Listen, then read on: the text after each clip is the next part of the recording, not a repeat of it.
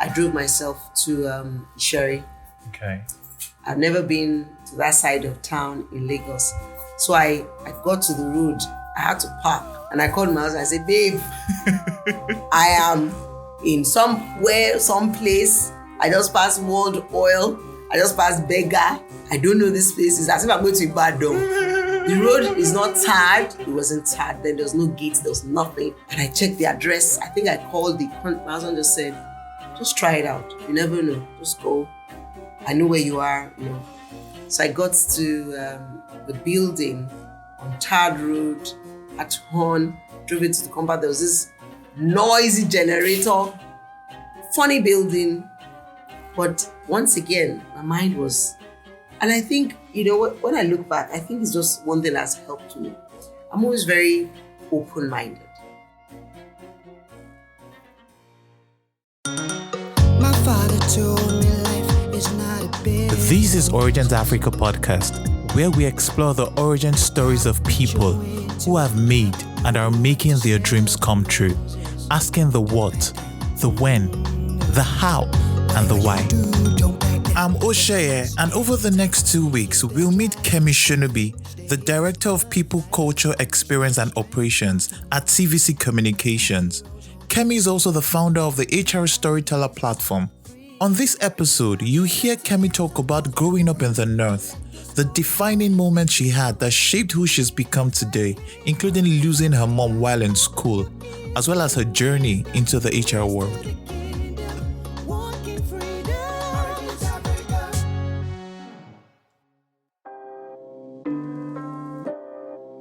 A few of the words you'd repeatedly hear when people describe Kemi include warm, kind-hearted, fun-loving, storyteller, mother, empathetic, energetic, and sometimes even life of the party.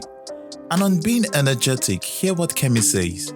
I actually wonder that I'm not on anything, right? But how do you get this energy? And I think that's just a quality that I bring. That energy keeps me going. So this promises to be an interesting conversation because besides the fact that Kemi is a licensed human resources executive, she's also a fantastic storyteller and the founder of the HR Storyteller platform, a platform oriented towards transforming the HR practice and workplace cultures with the art and power of storytelling.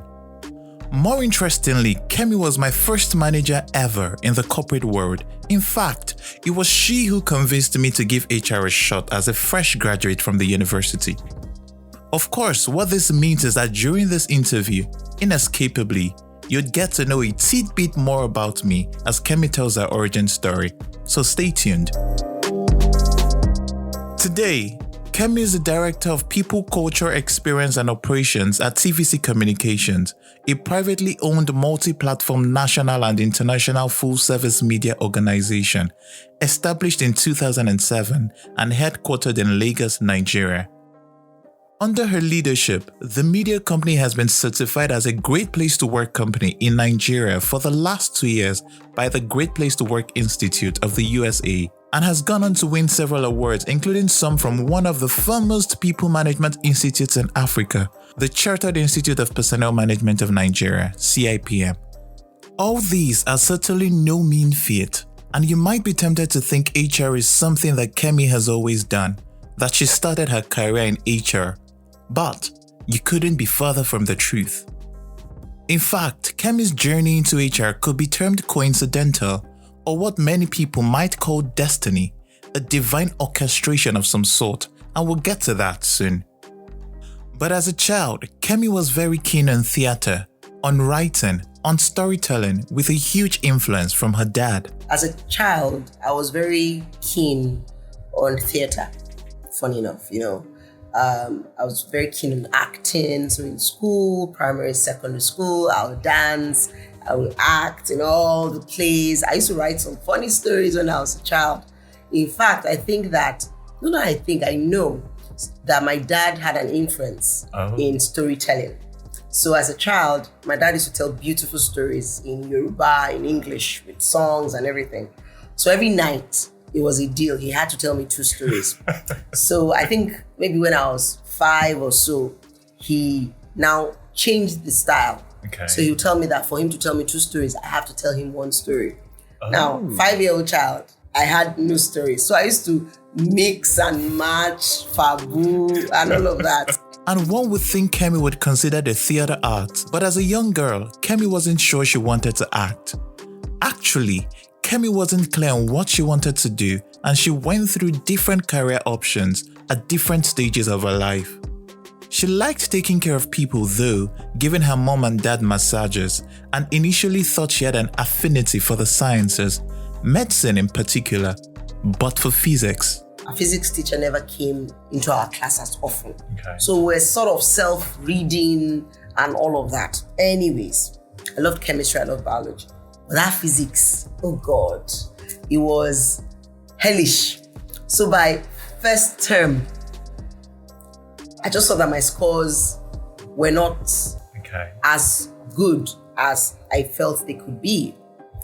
And luckily, my mom was a lecturer, so she's there, present, knows what you're doing with your studies and everything. So I had a heart-to-heart conversation with her, and I appreciate her for, of course, many things she did, but that particular decision she let me make. And she asked me, what really is the problem? I said, I'm struggling with this thing, and I can almost see that I'm going to keep struggling in this subject, that is going to affect even my confidence in the other subjects that I'm naturally good at. So it was just physics you had a challenge It was with. Physics. It was and that because physics. Of that particular It was subject. physics. Okay. So I just said, you know what? I really don't think this is the path I want to go. There are other subjects I really like. I wanted to do government, literature, because it was almost a case that my literature too was going to suffer. Okay. So went to my year group teacher, or I can't remember what they called them then. And we sort of quickly changed. So by the second term, I changed my courses, my subjects. And in fact, the teacher referred to that without mentioning my name on the assembly one day, that if you have problems, at this age and all of that. So I finished school. When you switched, what career were you then considering? Now I was like, my sister, my most senior sister, is a lawyer. And it just shows that there's an influence of your siblings or family on you. So Kemi made the switch and began considering law as a career option until a conversation she had with her brother just when she was about rounding off her secondary school education. I spoke to my brother one day and he goes, what do you want to? I said law. He said law. There are too many lawyers now. That's how he said it. Do something else. Try something else. So I said, okay. Went again to my mother. We spoke, blah, blah, blah. And I said, you know what? Accounting. So I went into accounting. Had you done accounting in the university? Yeah, in secondary school? No, university? I didn't. And then you settled on accounting? I settled on accounting because I was doing, my math was good. Okay. Did I do further math? No, I didn't do further. My math was good. What other subjects did we do? We did economics. Okay. Yes, I did economics. My economics was good. English literature. Biology, did I? No, did I kept biology was still there. Government. Okay. Yes, I did government. I liked even, and it also was from research, history, government, So, I just picked accounting and, okay, let's even try it. There was no accountant none of my siblings were accountants, but my aunt was an accountant. Okay. So I said, okay, we go and we move. So Kemi went on to Ahmadu Bello University, ABU in Zaria, Nigeria to study accounting without any prior experience or exposure in secondary school. Ahmadu Bello University, because she grew up in Zaria, her mother was a lecturer there and her siblings had also schooled there. So it was a natural choice for Kemi. But what was accounting like for Kemi, having had no prior exposure? So it was, I won't say it was, let me not use the word tough. It was different. Okay. Because now there's a lot of focus on financial management, financial reporting, business administration. I'm trying to remember the courses in 100 level. 100 level, first semester, I can't remember my CGPA, but it was not like I knew I was going to finish with the first class. Oh. I knew that I needed to sit up, so to speak. But I was lucky I had very good classmates, and I quickly bodied up with people who could sort of we sort of started doing tutorials together. And before you knew what, 100 level moved into 400 level. But by 300, 400 level, when we start hearing stories of people who had gotten, out of school and had started pursuing careers, so you start hearing, is either a banker or you're working in an accounting or audit firm. So I was still like, Kemi, your personality, is this you? Anyways, finished university. Then I came back to the South fully. Okay. Of course, while growing up, I had siblings, family members, so we used to travel back and forth. So came to the South. I was actually ready. I can't, let's pursue this thing. Did you choose to come to the South? Or yeah, it was just basically the next thing. why not stay back in the North and build a career there? Not the kind of career I wanted or I thought I wanted. But then I had a lot of my siblings had left the North. Okay. So it was, like I said, it's not like growing up in the North, holidays are come to the South or your Oshogbo, Ibadan, Lagos. So there was that in and out, Ajala traveler kind of lifestyle. Then of course, one of that defining moment, because between 300 level and 400 level, I lost my mother. So my dad was still in the North, but there was really nothing. I couldn't stay back. My siblings were here, and then he also used to come to the South. So Christmas, holidays, and everything. How did losing her affect you then in your 300 and 400 level years? It was tough. So my mother and I were very close. I kept referring to that when we were talking. And so it was like the person who had built me to do everything just left. But Had she been ill or was it sudden? it was sudden. 1 minute was malaria-like symptoms, then it was typhoid. She was getting treated, and coincidentally, it was the same year that the September 11th thing happened. Oh. So I remember calling her from school on September 11th when the whole world seemed to be burning, and she was still fine. She actually passed about 14 days after. So but I think what made me go through school or finish was, this is a woman who had invested, not money now, time, and a lot of love to build me. So I couldn't fall her hand. Even though, yes, it was tough, even just thinking about not being in that state of mind. But I had very good family members, extended family, my siblings, my father, who stepped in and, held my hand, so to speak. So coming into Lagos with her accounting degree, Kemi started an internship at an audit firm owned by her father's friend and had a plan of some sort, which she shared with her uncle. I'd met with my uncle on my way to Lagos. Okay. And I was telling him, giving him a list of things. I'm going to sit for my ICANN, I'm going to do this, these are the things I'm going to, pay for. Because, of course, after getting an accounting degree, you expect that is the next thing.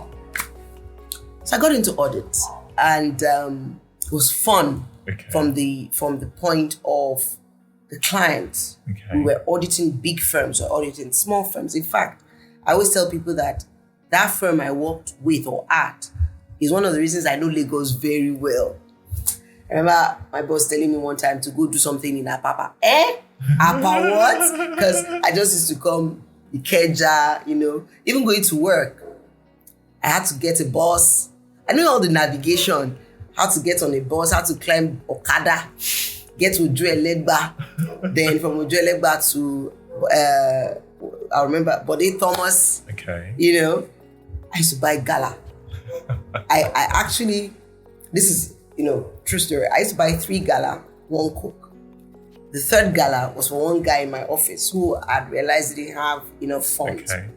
So that was my routine. So Ojuelegba and going to money, you hear all sorts. Those people that used to come and they want to collect money. They are the ones that have all the stories in the world. Somebody's ill. Anyways, but the defining moment for me was, I think there was some older person in the firm. He wasn't a partner. And very respected, chilled guy, found out that he had written ICANN 3 times and failed. So I engaged him, asked questions. I couldn't understand 3 times. And he was still talking about going the 4th time. Okay. I'm like, you do like pain? So I asked questions. I actually asked many questions. Why was he doing it? So it seemed from his responses that it just was so much tunnel vision that he wasn't even exploring other options. Let me explain. So I asked him, I said, there are other certifications you can get. There are other exams. There are even other things you can sort of delve into just to test. Of course, he didn't like to talk a lot. So the other guys I was close to, they would tell me, Ashama, Amaimo. So that thing was maybe warning sign for me that not because I was scared of writing the exam, but that it means that if you don't pass this, you get to a point that you just keep doing it because, and it didn't seem he was growing because in the audit space, he needed that to move. Kemi enjoyed working at the audit firm, and it was one of the defining moments on her career journey. It was fun. On that job, I traveled. I traveled to Port Harcourt. I traveled to Calabar. I traveled to Warri. Went to audit NPA accounts. And that was big. NPA, we're seeing all types of accounts, other partners that they have. I remember going to On Airport, seeing people, and I traveled with in fact, I think I was only female. I remember on the team that was assigned to go with partners, and they took care of me. These were men, some of them married, some single, but some of them, we're going to Jaye in Port Harcourt, but they actually took care of me. But that actually framed my, I wouldn't call it work ethic, but my work style. Okay. And it helped me because it was a largely dominated male space, but they were decent men. Okay. Largely, a lot of them were decent. There was no feeling of the harassment. So it actually framed my interaction in the workplace going forward. Okay. Because I had that, we call Good it foundation. Yes, good foundation. Okay. So I was very confident working with men, any man, having that comfort that I could do that. After about a year at the audit firm, Kemi went on to observe her National Youth Service year in Lokoja, Kogi State. She got posted to the office of the Accountant General and continued work as an accountant. Upon completion of the service year, Kemi returned to Lagos, and then came the question of what to do. That period, banking was the in thing, and Kemi was considering it until... I think a friend of mine said working in the bank. And then she asked me one day, Kemi, I need you to take me shopping. You know Lagos. I need to buy 10 suits. Oh, no problem, suit. And all of them black. So you're going to invest money in buying black suits. I love black, by the way. And I think they said light blue shirt.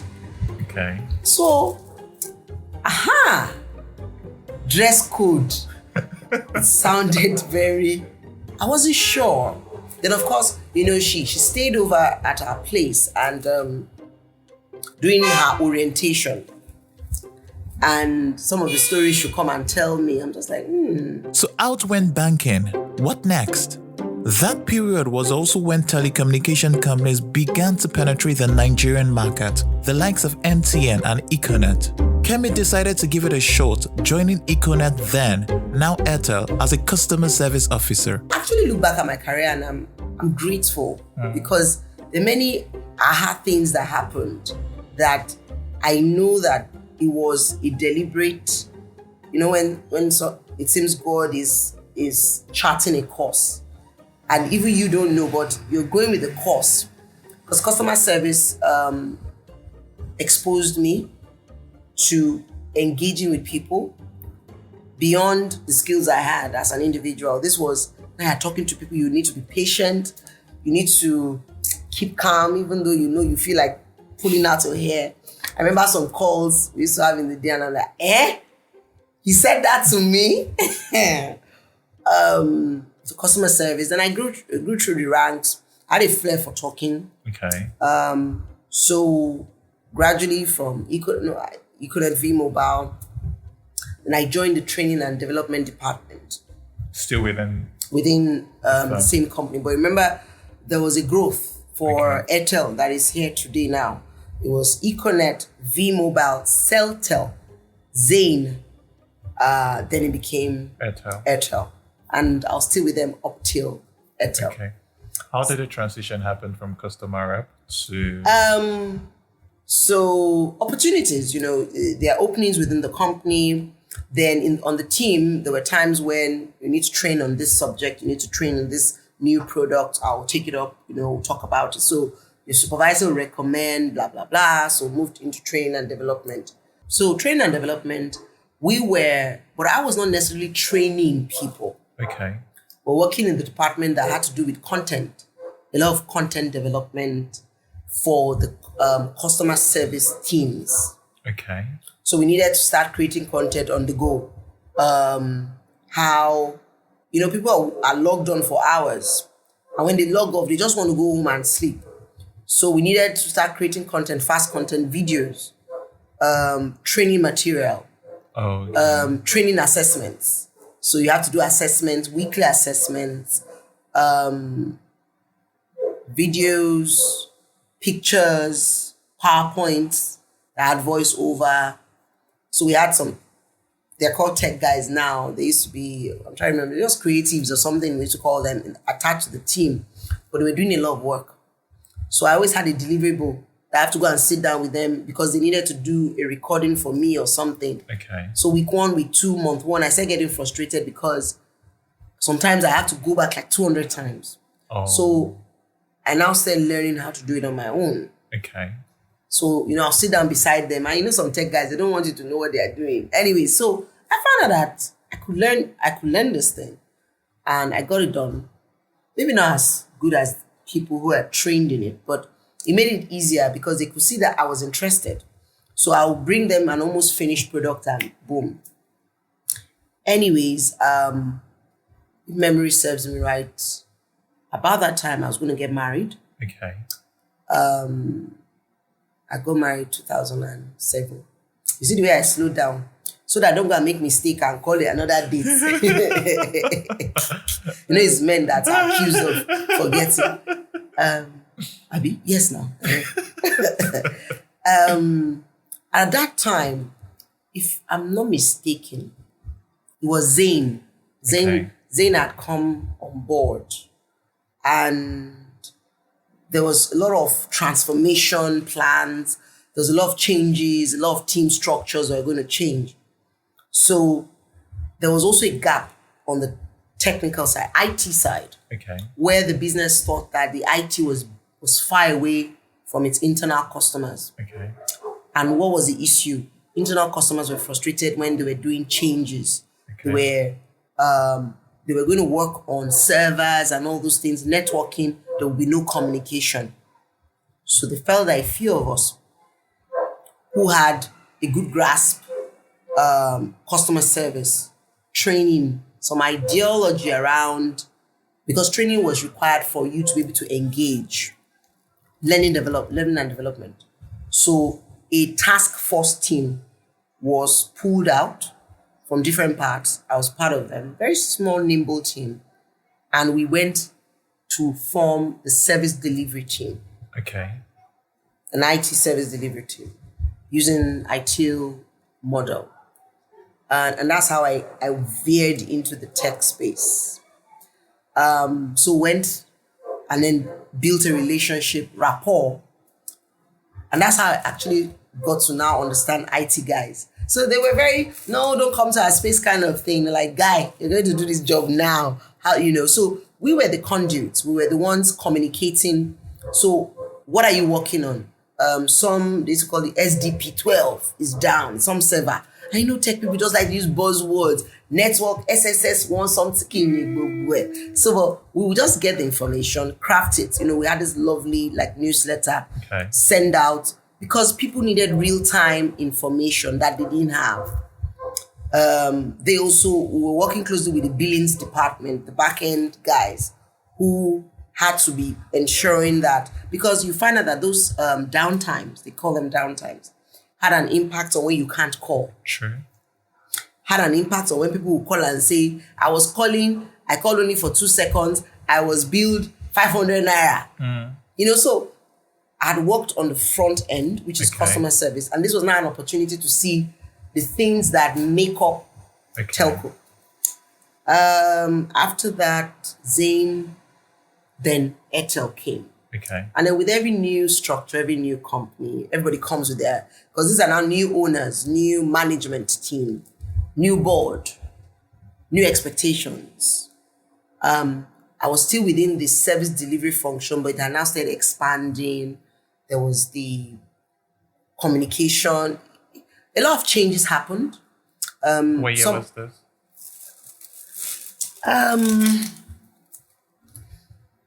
I'm fuzzy on those details. It will come to me. 2009, 2010. Okay. Yes. I remember. Yes, around that time, I was still working out of Igomu. I'd gone back to Igomu. Okay. Yes, I had my daughter in 2010. Okay. Yes, so I was with another team. Different teams were being formed, and with any new structure, it seemed every new boss was trying to carve out a niche for themselves, build a different template and all of that. Anyways, Airtel now they partnered with integrated turnkey solutions. They wanted to outsource the IT service management, IT function to them. Okay. So anybody who was wearing the hat of under the IT space was going to be absorbed by the other firm. By this new firm. Okay. So once again, a lot of chaos, so to speak.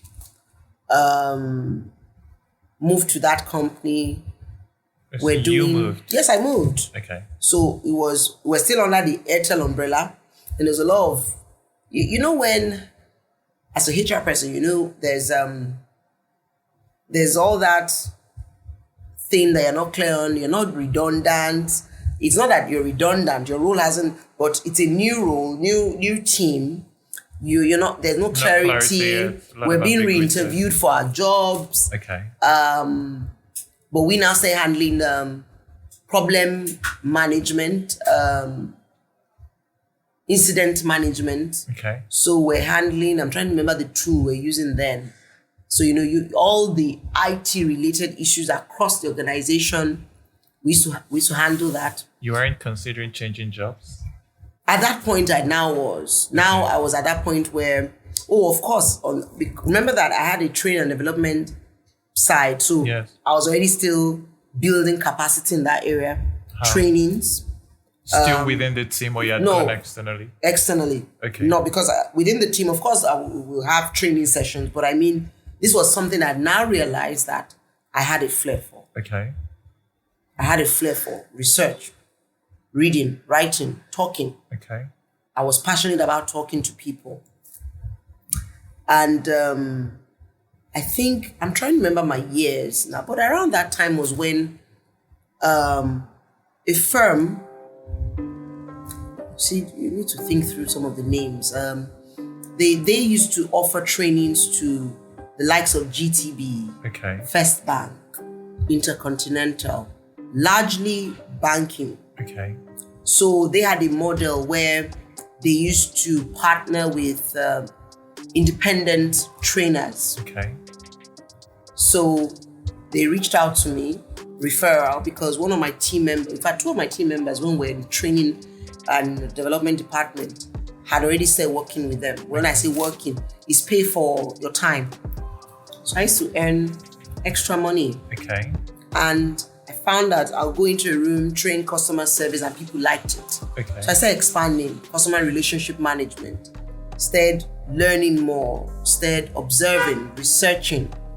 So this I was doing alongside. 2011, my dad died. Another tough time. It was a big blow. I was already job hunting. at that point. Okay. I had my daughter already. She was going to be 1 when my dad passed. We buried him, and then we traveled as a family.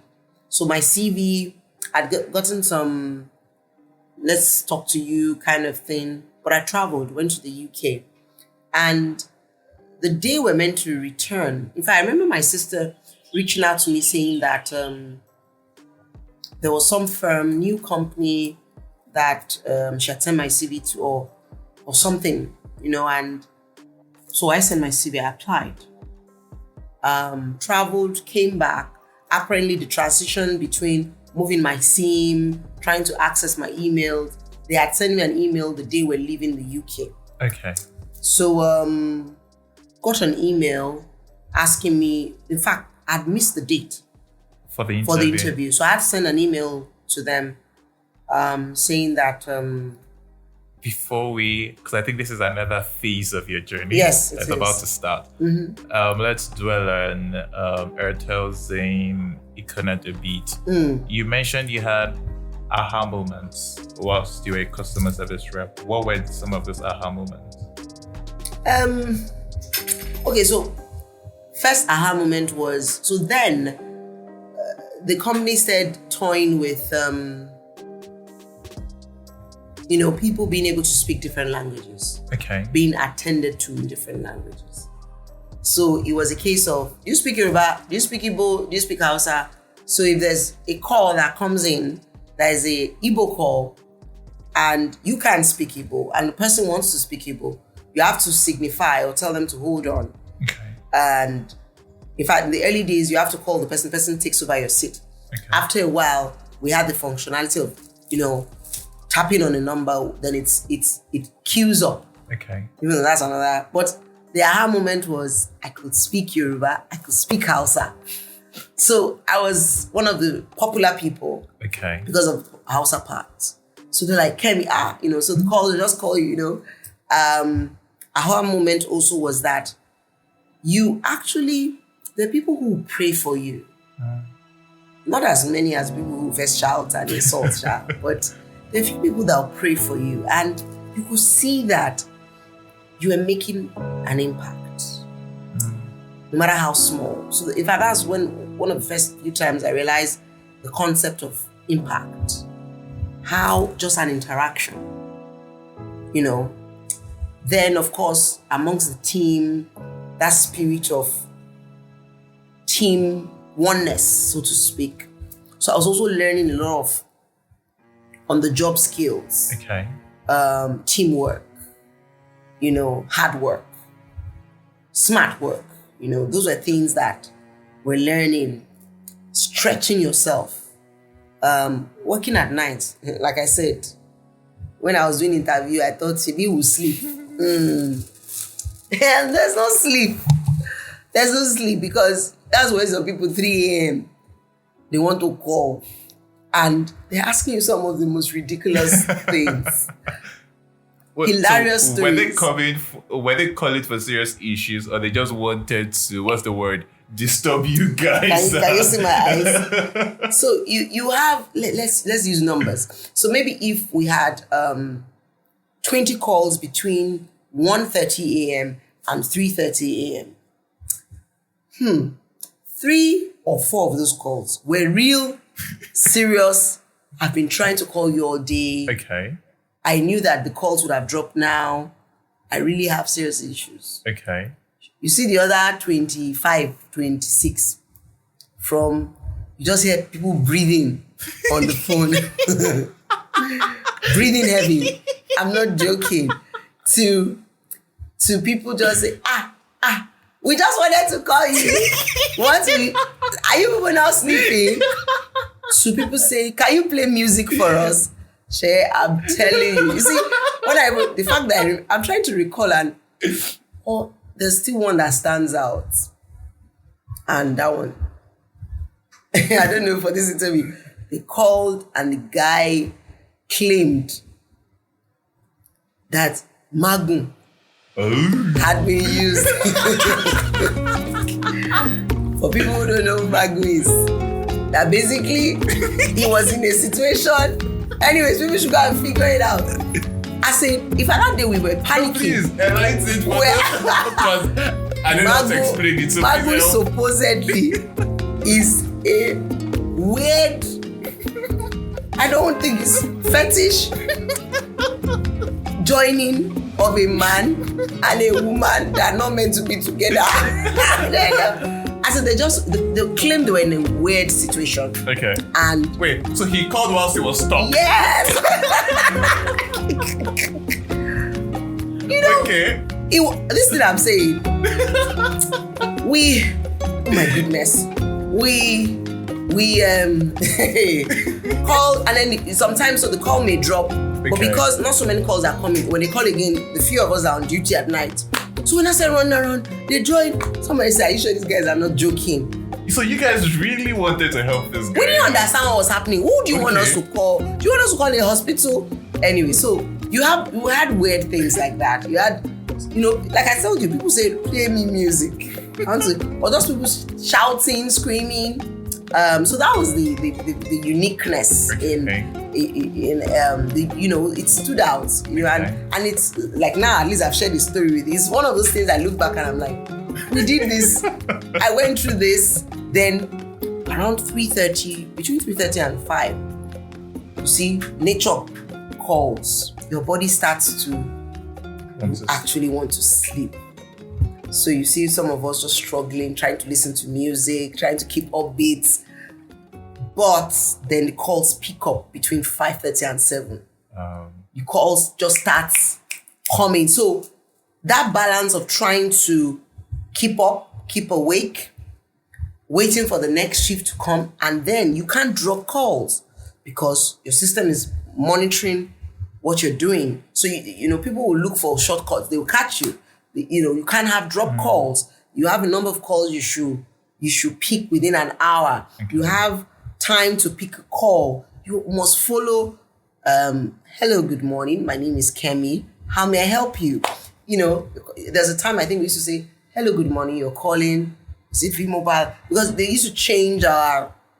So those things and that discipline, and that the training, honestly, that we received in telecoms, and many people who worked in the customer service space, they will tell you, if you talk to them, that thing also framed how they went into the workplace. Okay. Because, there's just this, you are meant to think customer all the time.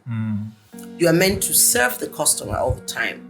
So you find that whatever career path any one of us went through, the ones that took the learnings, and I tell you, a lot of people back in the day, you find that you understand that space, so that was okay. The early days, aha moments, all through beyond the customer service space. Other trainings was having to work with people. I met fantastic people that I still have good relationships with. One of my mentors today was my manager we had crossed over to Celtel. Celtel, I always mix it up. Yeah. Kumbi, and she's one of my staunch supporters till today. I have other people too that both as people I looked up to and people who looked up to me, and we still have very good relationships. What were some of the career struggles or challenges through, yes, on the job, but also through the transition from Ethernet to V-Mobile to Celtel? I think the toughest time, and that was from a place of not knowing. Okay. That was from a place of not enough communication. So you have Chinese whispers, you have where you have to fill in the gap because nobody's telling you anything. It was when we were transitioning, when the IT arm was given to the turnkey solution guys. Now, they came from Bahrain. Bahrain was Zain. They were third country nationals. They were not Nigerians. So there was also some communication gap in talking to them.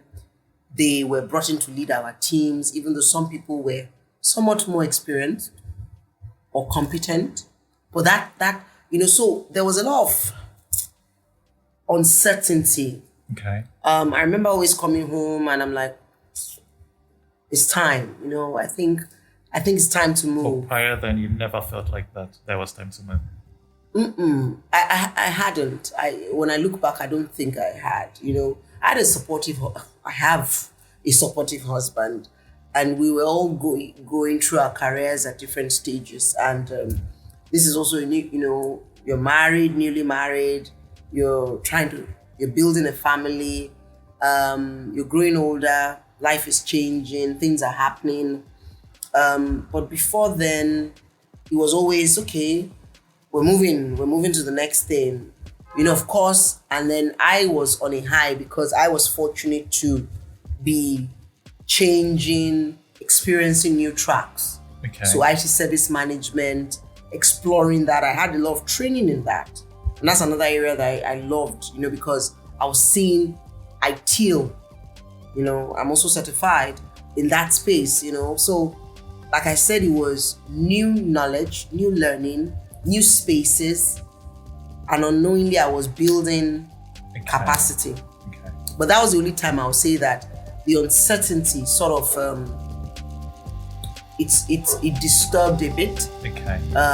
But shortly after, we moved. Okay. In just a moment, Kemi will share a few more things about her time at Airtel with us before we move over to the next phase of her career journey. Stay with us. I'm Oshaye, and you're listening to Origins Africa podcast. Hi, dear listener. If you love our show, please leave us a review on iTunes and Apple Podcast. You can also send us a tweet or comment on Instagram at OriginsAF. We love to read from you. Notes, not later. Yes, I read your mind. Do it now. Thanks a lot. Also click the subscribe button and share with a friend. Let's make a difference together, one origin story at a time. Catch our one-to-one newsletter where we share with you one lesson, 2 quotes, and 1 question from each episode published. You'll find it at originsafrica.substack.com. originsafrica.substack.com. If you like it, please click the like button, leave a comment, share with a friend, and subscribe. Also, you can now watch video snippets of some of our guest interviews. Simply go to Origins Africa Podcast on YouTube, Origins Africa Podcast. Don't forget to subscribe, like our videos, and share. Let's make a difference together, one origin story at a time. Hi guys, welcome back to Origins Africa Podcast. Let's get right back to our conversation with Kemi Shonubi, Director of People, Culture, Experience and Operations at TVC Communications and founder of the HR Storyteller platform. You started with audits, and then after NYSC, you were considering audit, banking, accounting. Then you got a customer rep job. Why did you accept it, since you had been wanting to maybe consider banking, accounting? And even after accepting customer rep, how did you find it? And at that period, what career path were you considering? How do I say this? I'm not sure I had this is what I want to do kind of at that point, because I had now veered and explored, and I saw that I was enjoying customer service when I started. Okay. And like I said, okay, to your question, why did I accept it? I had questions, or I'd start asking myself questions. Is this the path I want to go? That's audit or accounting? That's the finance space. Okay. Let's not box it into audit, accounting. Okay. But, banking, like I said, was the in thing then. There were banks everywhere. This was the time before they collapsed them into... It was that period where they're going to be collapsed into 25 banks, if memory serves me. But there's so many then. But I didn't see banking as a path for me. It looked a bit regiment from where I was standing, which is why when I started doing interviews, I was open to, I need to just start something. I need to explore, exactly. I need to explore. I wanted to work. How old were you then? if my math is right, I guess I would have been about 25, 24, 25. Okay. Yeah. So it wasn't like definitive. This is the path you should go. And then, of course, like I said, 24, 25, started working. I got married in 2007. I think I was about 20. Oh, you see, my math is, yeah, maybe 25 thereabouts. Okay.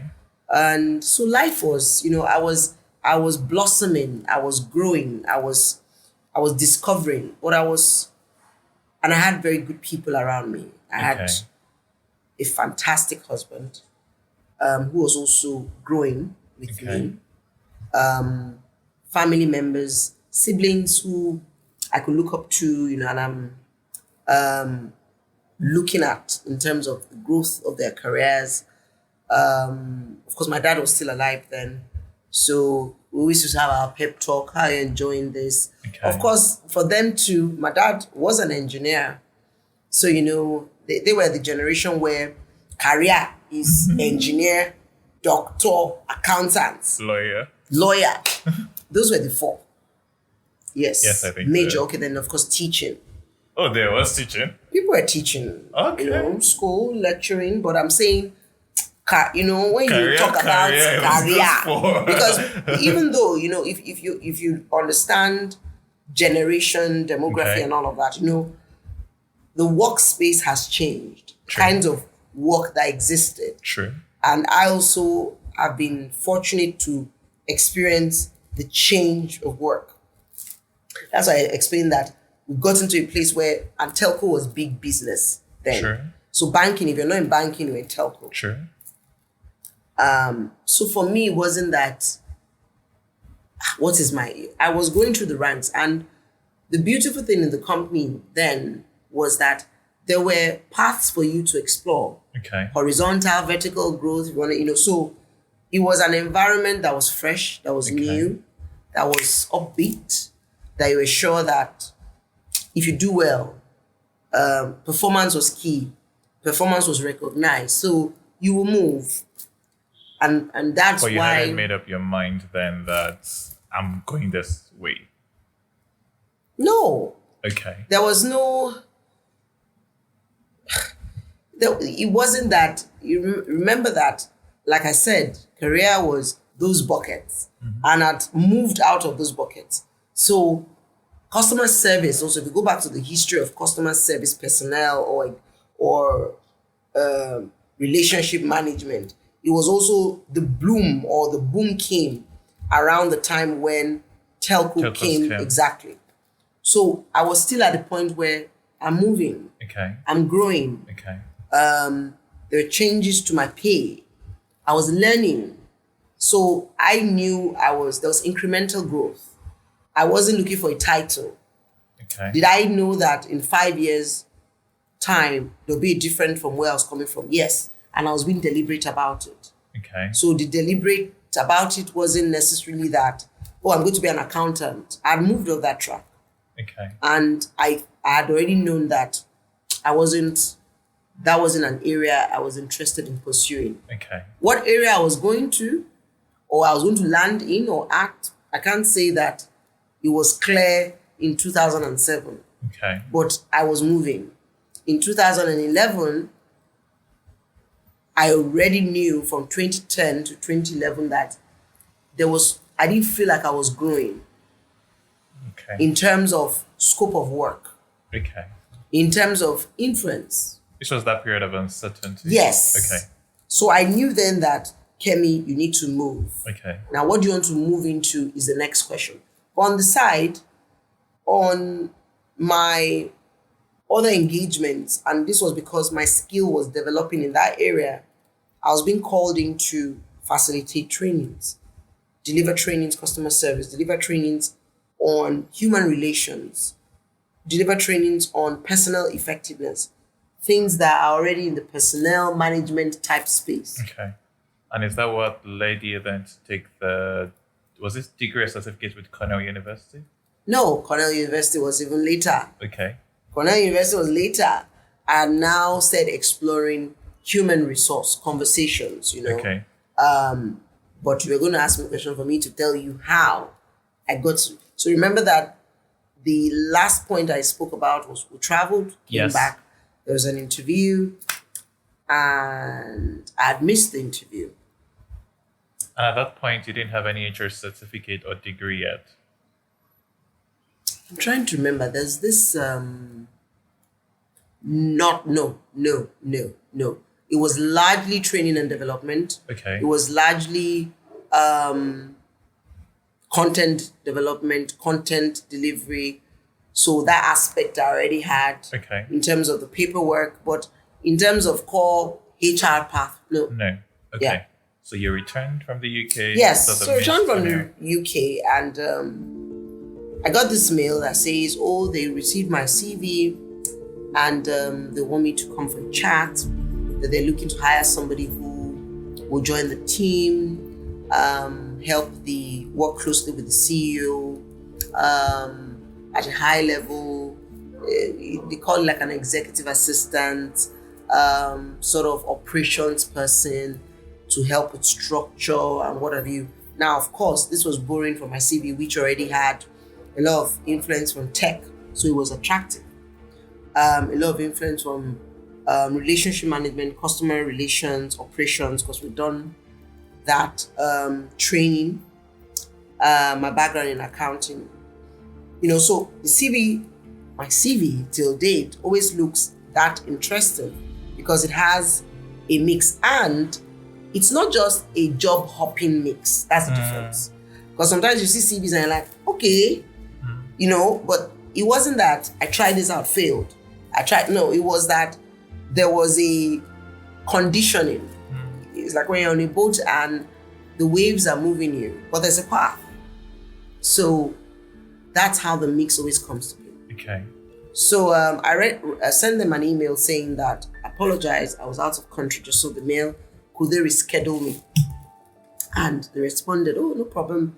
I was rescheduled for the first level interview. I drove myself to Sherry. Okay. I've never been to that side of town in Lagos. So I got to the road. I had to park. And I called my husband. I said, babe, I am in some place. I just passed World Oil. I just passed Beggar. I don't know this place. It's as if I'm going to Ibadan. The road is not tarred. It wasn't tarred. Then there was no gates. There was nothing. And I checked the address. I think I called my husband just said, just try it out. You never know. Just go. I know where you are, So I got to the building on tarred road, had to horn, drove into the compound. There was this noisy generator, funny building. But once again, my mind was, and I think, when I look back, I think it's just one thing that's helped me. I'm always very open-minded. Okay. To saying, what, explore. I'm open to different perspectives. So there's no hard fast rule as of that time. So I went in, had a chat, met with a few persons, nice chat, upbeat chat. And then they asked that they wanted the executives to meet with me. And that was going to happen some days after in Ojudu Bega. Okay. At a house. Okay. Okay, no problem. And so I went, met with, am I supposed to mention names at this Yes, point? you can. So I met the duo then of Bumi Okay. and Kumi. Okay. And we hit it off. Okay. It was a very nice meeting. It was in the house, parents. Fantastic duo, upbeat. I was already excited. Even though I was like, we're meeting in your mom's house. It was How different. did you know it was a mom's house? Of course I knew. So we came in, I waited and, came in from the back. I can't remember. I just knew that it was somebody's mom's house, but it wasn't mom's house like the young boys, already Okay. married, Uh-huh. transitioning. I knew Bumi just came into country and they were just telling me this idea. So I'd had the meeting at Sherry. Sherry. splashers. And they were telling me the vision, what they needed. And the interview was going. I was like, you know what? Your energy is right. You have what it takes. Was it at that meeting? Yeah. So Bumi mentioned that, HR, that they're looking for that structure for him to start. An HR structure. Yeah, they needed that he felt that it was time for him to also impute a HR structure. Okay. And meeting me, my personality, the way I talk, the things I already had done, I believed that was what he wanted me to. And you had never done HR before. I'd never practiced HR. Degree. Had I worked under the function, just one of training the and functions, development. yes. Okay. Which was somewhat expanded depending on the way you look at it, learning and development, content creation. Had I done performance management also somehow, okay, but not as a HR lead. Okay. And before I knew it, we'd start crafting policy, structure, team structure, putting some sense into the team. It was a very small team when I joined, about 20-something people. And so what offer were you given? As the HR person. Okay. I was coming to lead the HR function. When you saw it, how did you feel? Or what was, you hadn't done HR before, so were you excited about what it was offering, or were there fears? Funny enough, there were no fears then. It was, so I remember that when we were on the trip and I was just feeling, my dad had died. I wasn't getting joy from work. There was that uncertainty hanging. I remember my husband he is my number one cheerleader. So he's that person that there's nothing. And I think that's one of the things that, okay, you're feeling bad. He just sort of tells you how you should feel or how you will feel. Sometimes I tell him that I think he has, maybe he has a crystal ball. But so he told me on that trip, he said he believes that we were at the edge of me transitioning. So when that thing was happening, it was like an affirmation. I was just accepting it that, okay, Kemi, you've done the work. You've built competency. It's a new terrain in terms of title. But this actually is time. And it just fit like a glove. Okay. So I won't call it fear. The only thing I knew was, okay, now you need to get more competent. Okay. And competency is upskilling. Okay. Testing the knowledge that you have. Okay, this knowledge, I need to now join networks that were HR networks. I need to just be sure that this that I'm doing is actually recognized. So I started the job. I was enjoying it. This was 2011. Yes, 2011. Yes. I joined them 2011. And the first charge was structure, build structure. Okay. The finance team that partnered with them, which was not their team, they had a retainer arrangement, had been playing the role of admin, operations, HR, even the way it's HR from a payroll perspective. Okay. So we now had a charge to recruit a lot of people. They were getting projects out, a lot of business analysts, so we're handling. So I was doing recruitment back to back, 2011 into 2012. 2012, there was now a need to expand space because a lot of people were now working out of that office. We got some space close to the international airport. Was this just you in HR then? So there was more of admin. Okay. I had some admin people that I inherited. Okay. So it's not like I had to build up. Okay.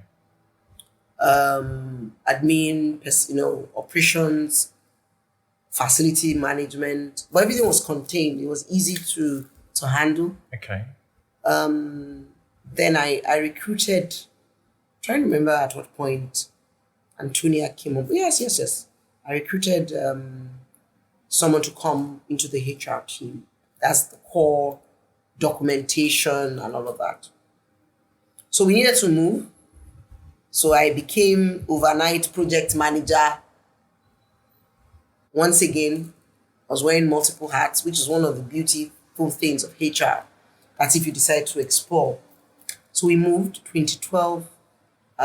Team kept growing. We're handling bigger projects. When you started, how many were you guys? 25. And in 2012, at this point, when you moved to Ikeja, I think? Yes. If my math is right, I'm sure we had hit 100 and something. Interesting. It was actually phenomenal growth in a very short period. So it was fast-paced recruitment. And because of the kind of work or projects that the team was poised to take on, we're looking for young people. Okay. So we were recruiting software developers. My tech experience helped. Business analysts. Project management team had some people. So it was a case of trying to balance.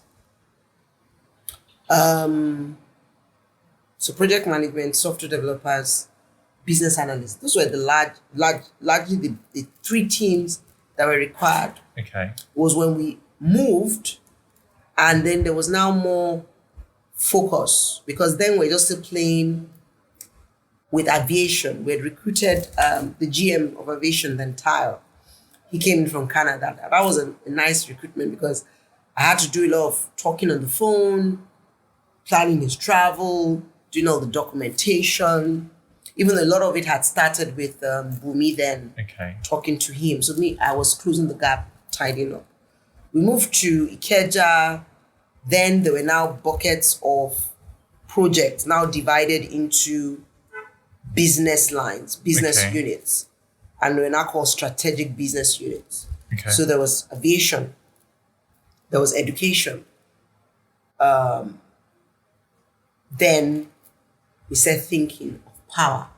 Okay. Power and fintech space, the financial space, were almost at the same time in terms of thinking about it. The team kept expanding. HR teams started growing because more people, more expectations from the team in terms of beyond recruitment. Now you need to think of performance management, training and development, which I used to handle. So I would just go into a room, put together training, deliver, of course, payroll. So in 2015,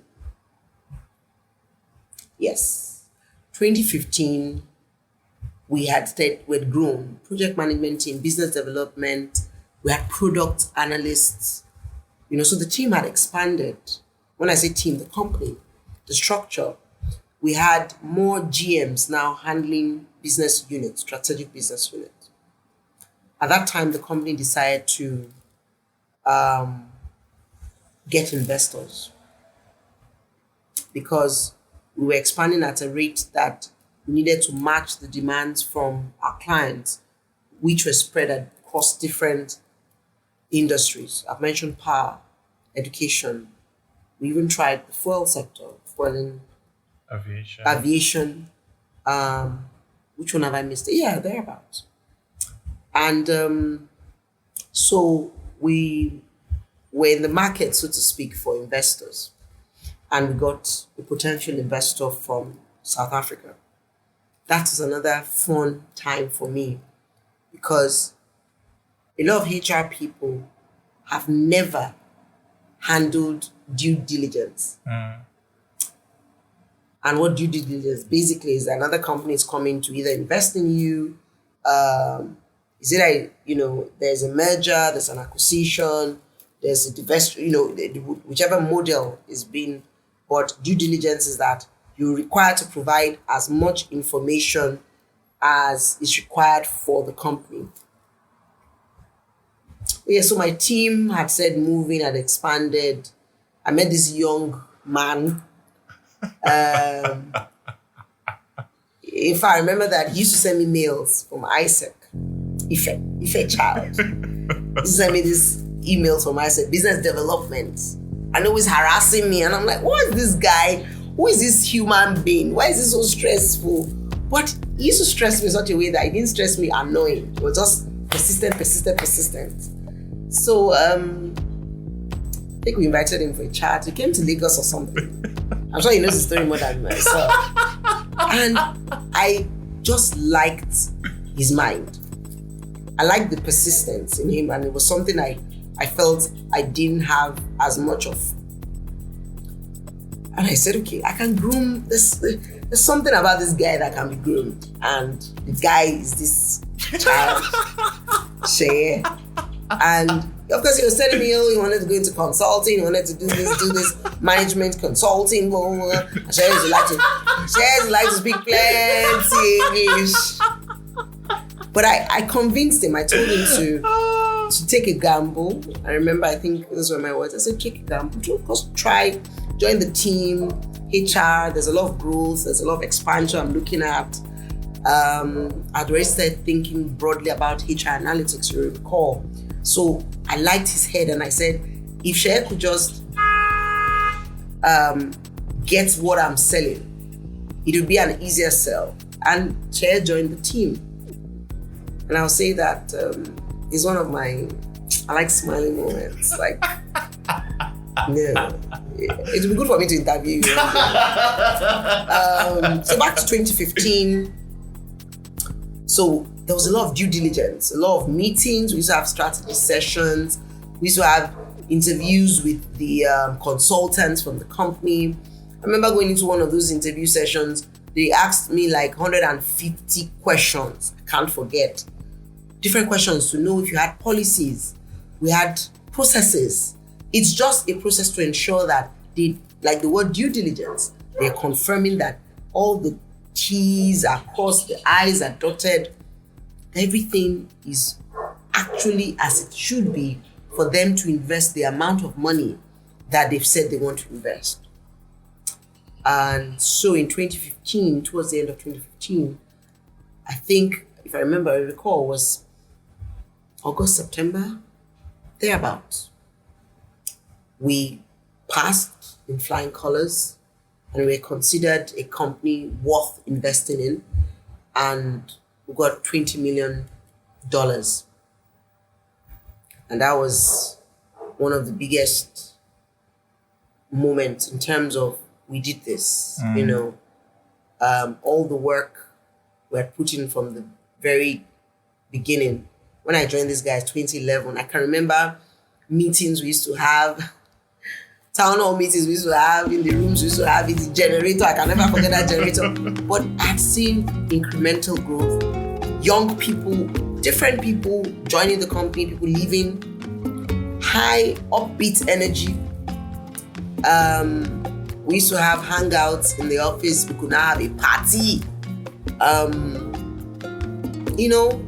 We had town hall meetings where everybody just listening to the CEO and you're like, yes, we had a mantra, Spartans. Ahu.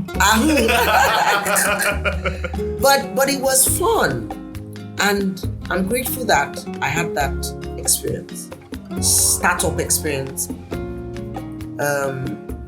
I actually advise people, depending on how dynamic you are or your career is, if you have that experience, it changes things. It lets you see things because there are different stages of a company: startup, maturity, growth, maturity, decline, or stability, or redefining the company, renewal.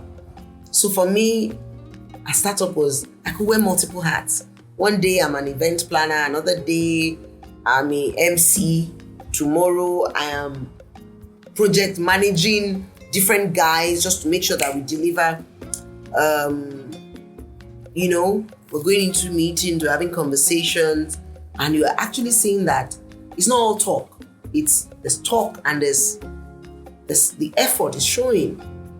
We were building a lot of things, and with this injection of money, it was going to change the direction of the company. So the journey continued, and I left them in, was it 2016 or 2017? The dates again are fuzzy. I think it was 2016 into 2017. Yes. And that was another journey that ended because it was time to pursue a new. But I knew then already in my heart. I knew once I had started HR, as in once I had already grabbed the mic, so to speak, and I'd defined the nomenclature of what I wanted, that this was a path that I was now moving on. So by then I'd already said building capacity, already joined the really, respective human resource networking bodies, got in certifications in 2012, shortly after I started, and it was because I could combine all my work experience, the quality of the work, the not just quality now, but being able to put what I'd done with what was required in HR. So I got certified by CIPM 2012. I'm due for another one. I was just talking about that recently and went to and gradually, because my mind